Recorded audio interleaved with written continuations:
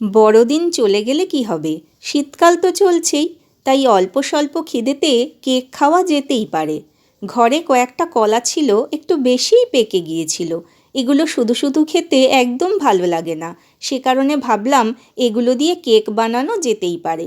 এরকম বেশি পেকে যাওয়া কলা দিয়ে কলার বড়াও আমি বানিয়ে থাকি মাঝে মাঝে। আজ তবে কেক বানাচ্ছি গমের আটা দিয়ে।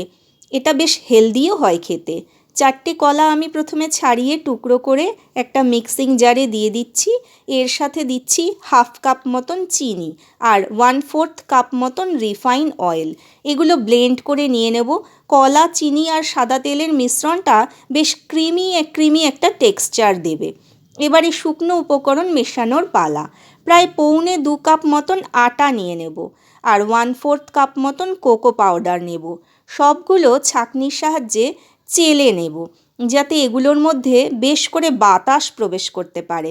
এবারে ছোট যে কফির পাউচগুলো হয় 2 টাকা দামের, সেটা একটা পাউচ দিয়ে দেবো চেলে। কফির ফ্লেভারটা কেকের মধ্যে আসবে তো খুব ভালো লাগবে খেতে। আর দেবো 10 টাকা দামের গুঁড়ো দুধ। হাতের কাছেই পাওয়া যায় এমন সব উপকরণ দিয়েই এই সুন্দর কেকটা তৈরি হয়। 1 চামচ বেকিং পাউডার আর 1/2 চামচ বেকিং সোডাও দিয়ে দেবো।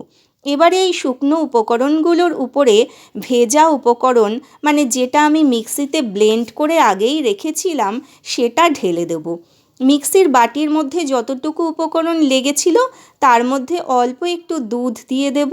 এটা রুম টেম্পারেচারে আছে সেরকম দুধ, কোনো ঠান্ডা ফ্রিজে রাখা দুধ বা গরম দুধ দেওয়া যাবে না। কেক সবসময় নর্মাল টেম্পারেচারে রাখা উপকরণ দিয়েই করতে হয়। ভালো করে সমস্তটা হালকা হাতে কাট অ্যান্ড ফোল্ড মেথডে মেশাতে থাকবো।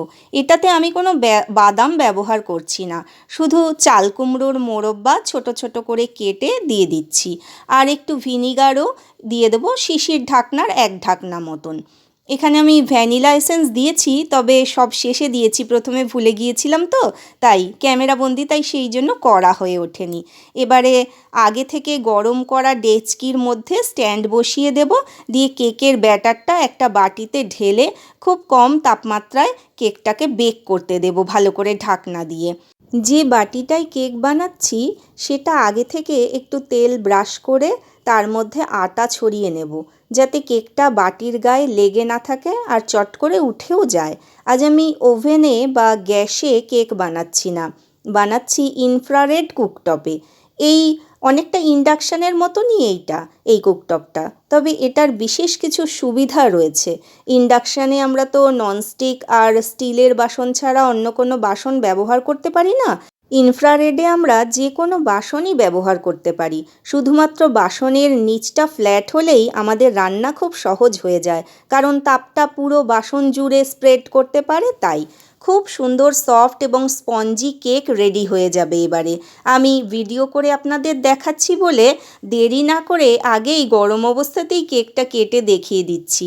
আপনারা কিন্তু ঠান্ডা করে তবে কেকটা কাটবেন। ভালো লাগলে প্লিজ সাবস্ক্রাইব করে